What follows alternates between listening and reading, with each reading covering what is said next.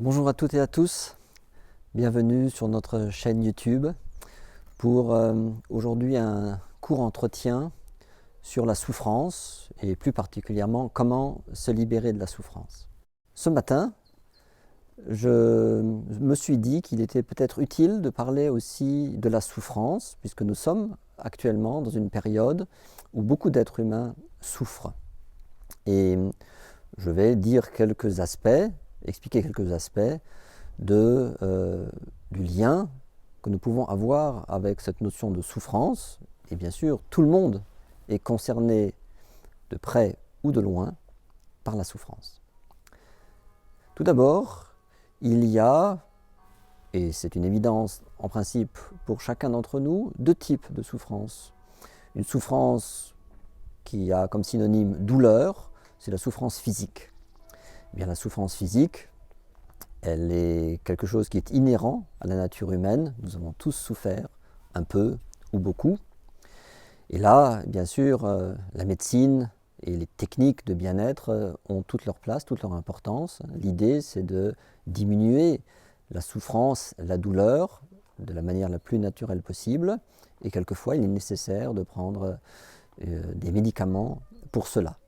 Donc la gestion de la souffrance, douleur, est quelque chose qu'il faut prendre en compte, qui est une réalité très concrète pour de nombreuses personnes.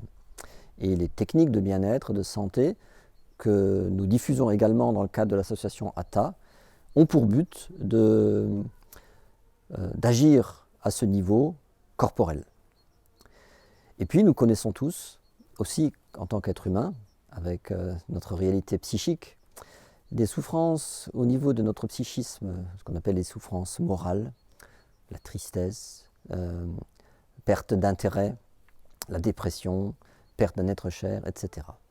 Là aussi, nous ne pouvons pas l'éviter et pour de nombreux êtres humains, la solution à ce type de souffrance va passer par le lien avec les autres ou grâce à une psychothérapie, voire une psychiatrie.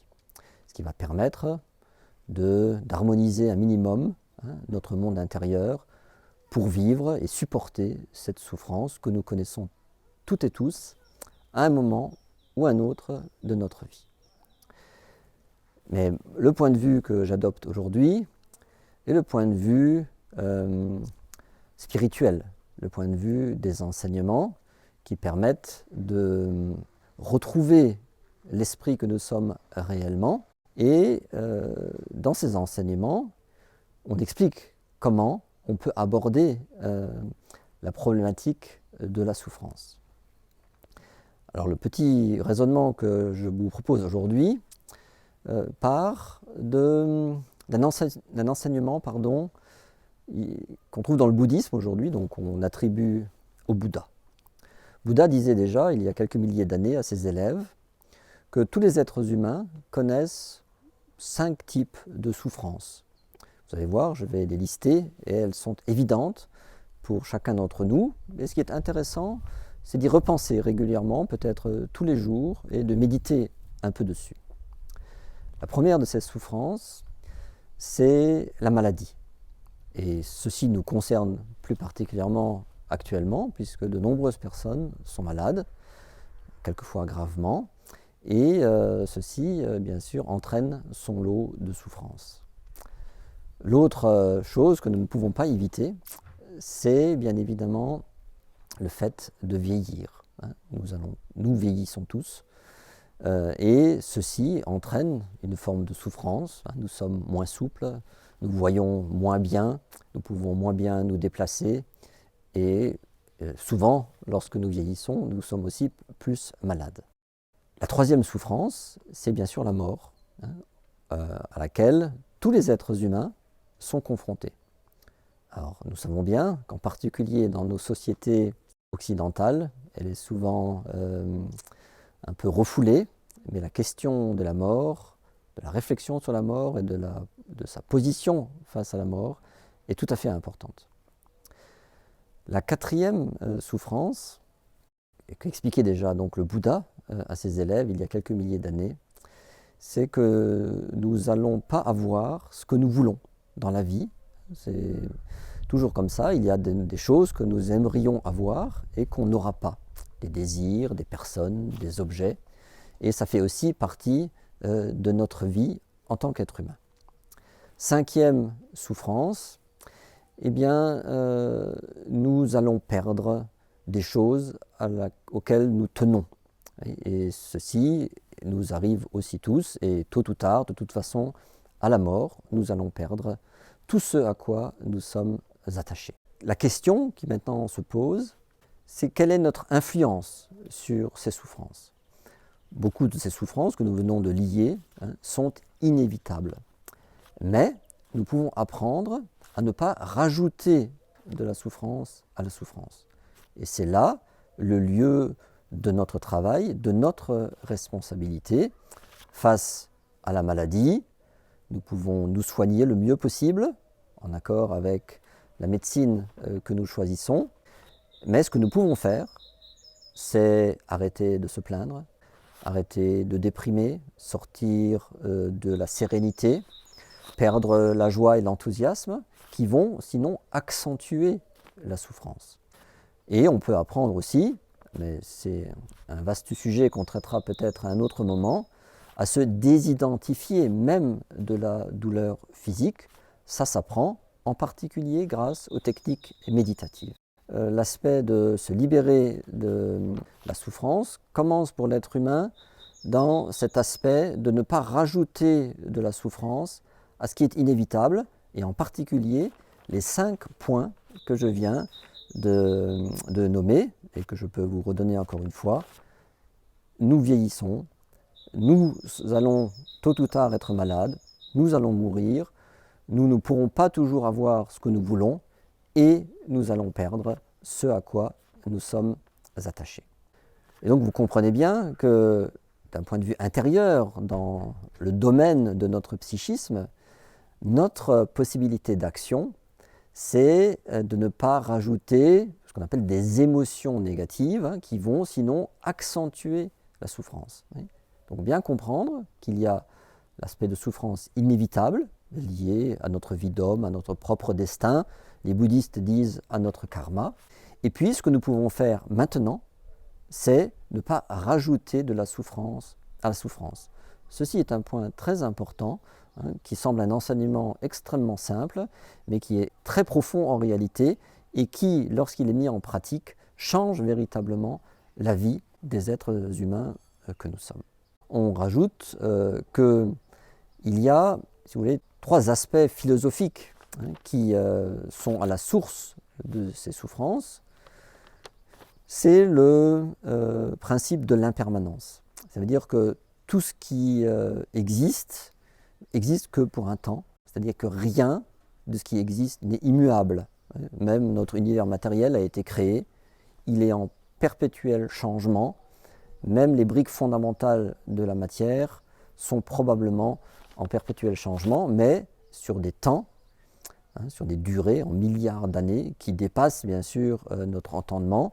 Et c'est pour ça que certains disent que peut-être certaines particules de la matière semblent être immuables. Mais si on y réfléchit sérieusement, avec les connaissances même de la physique actuelle, on sait bien que ceci n'est pas vrai. Les 5 souffrances que j'ai citées sont liées à ces 2 principes, ces 2 premiers principes philosophiques. Et le 3e principe, c'est que les souffrances de l'être humain sont liées à ces 2 premiers principes de l'impermanence et tout passe. Puis se rajoute un 3e principe qui est très important à comprendre et qu'on redécrira et qu'on approfondira par ailleurs, c'est le problème de la fragmentation. Nous sommes, d'un point de vue psychologique, des êtres fragmentés. Il y a en nous des parties, par exemple, qui veulent évoluer et d'autres qui ne veulent pas. Il y a des parties qui veulent être sympathiques avec les autres et d'autres parties qui pensent que c'est mieux de leur faire la tête ou de manifester de la colère, etc., etc. Vous y réfléchirez, vous verrez que la réalité fragmentaire de notre monde intérieur est très concrète. Et ce sont donc ces 3 aspects philosophiques qui sont à l'origine de la souffrance de l'être humain Et là aussi, je vous invite à bien y réfléchir par vous-même et à approfondir ces points. Il faudrait maintenant rajouter encore deux adages de toute première importance qu'on trouvait comme principe avant d'entrer dans des écoles spirituelles, à l'époque de Platon, de Socrate et même avant. C'est tout d'abord le fait qu'il faut éviter absolument les excès. C'était inscrit de la manière là, ne rien faire en excès. Et l'autre chose qu'il faut rajouter, c'est n'entrer jamais en conflit. Bien sûr, ce sont des corollaires aux trois principes philosophiques que je viens d'évoquer, mais ceci est très important. Et là aussi, si nous pouvons nous en rappeler tous les jours, ceci va transformer très positivement notre vie. Rien en excès et jamais de conflit. Il ne suffit pas de le dire, c'est un travail, c'est une intention qu'il faut poser souvent pour qu'elle devienne une réalité de notre vie. Pour finir, j'aimerais vous montrer un lien aussi avec un autre grand principe du bouddhisme qui nous dit l'origine de toute souffrance, c'est l'ignorance de l'être humain. De quoi s'agit-il ? Eh bien, ce principe qu'on attribue au bouddhisme, il faut le relier au troisième adage des écoles de sagesse, c'est « connais-toi toi-même et tu connaîtras le monde et les dieux ». Mais le « connais-toi toi-même », accessible par un enseignement et à travers la méditation, ça signifie reconnaître notre dimension réelle, ce que nous sommes réellement. Et ce que nous sommes réellement, c'est un esprit humain incarné dans un corps. C'est la non-reconnaissance de cette dimension spirituelle qui va entraîner la non-compréhension de l'impermanence, la non-acceptation que tout passe, la non-perception de notre fragmentation intérieure, qui va nous permettre les excès, qui va pas nous permettre de comprendre qu'il est impossible de rentrer en conflit si on veut vraiment trouver une forme d'unité intérieure.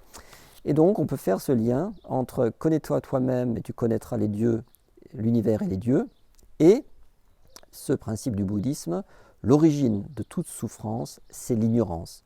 Et donc c'est bien l'ignorance de ce que je suis réellement. Ce n'est pas la connaissance simplement du corps, ça en fait partie. Ce n'est pas simplement la connaissance de sa dimension psychique ou psychologique, ça en fait partie. Mais c'est reconnaître et réaliser ce que nous sommes réellement. Et ce que nous sommes réellement, c'est l'esprit que nous sommes derrière les voiles du psychisme. Donc voilà ce que l'on peut dire comme fragment de l'enseignement que je représente sur cette notion de souffrance. Je vous remercie pour votre attention. Je vous souhaite de prendre soin de vous. Je vous souhaite la santé et la sécurité. Je vous souhaite d'être en paix et en harmonie. Et je vous souhaite d'être joyeux et heureux. Je vous dis à bientôt.